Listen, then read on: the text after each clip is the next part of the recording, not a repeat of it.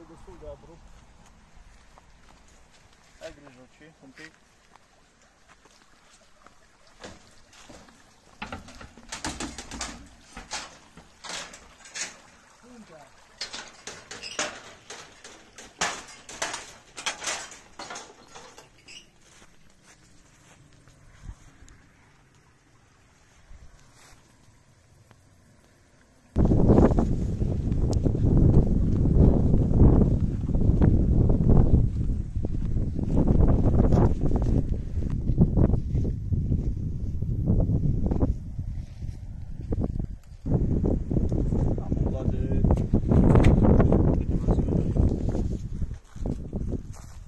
Aici în față.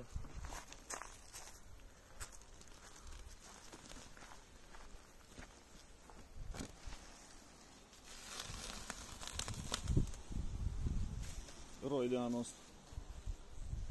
Are încă oxystripul, trebuie să le scot afară oxystripurile. De acum ai recomandat să cam le scoți afară că trage umiditate, știi?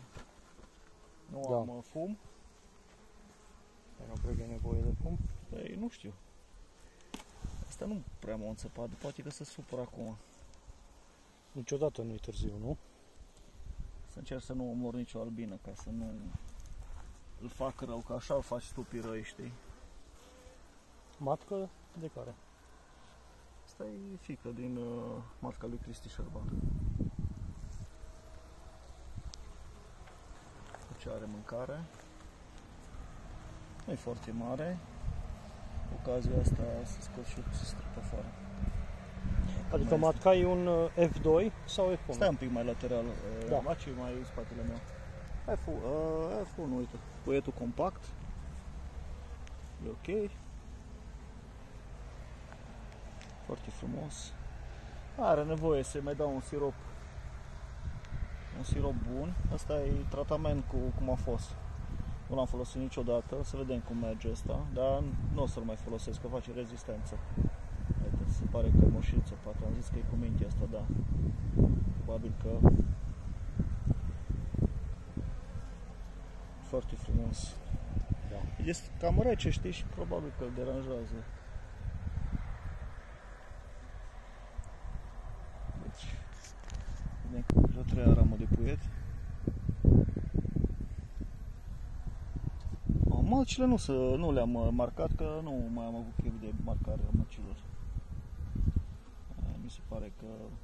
Nici la mine nu sunt marcate toate anul ăsta. Deci 3 rame de puiet are acum full. Și a 4-a ramă de puiet. Rana are coronițe ok, n-am să zic. Dacă mai intervin cu câțiva litri de sirop, l-am rezolvat. Da.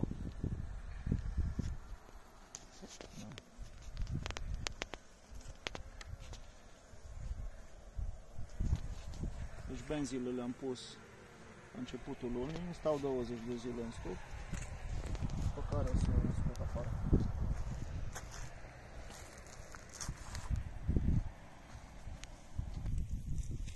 Trebuie să... Da, uite și următorul. Roi de anul ăsta. Făcut în același timp cu celălalt? Cel de lângă el? Doar, da.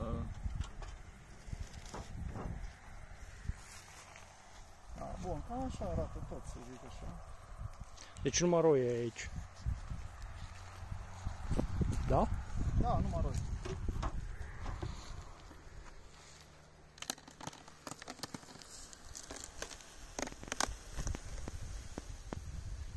N-am fumul, dacă umblu la el poate că întreabă de sănătate. Hai că-l deranjăm. N-am fum.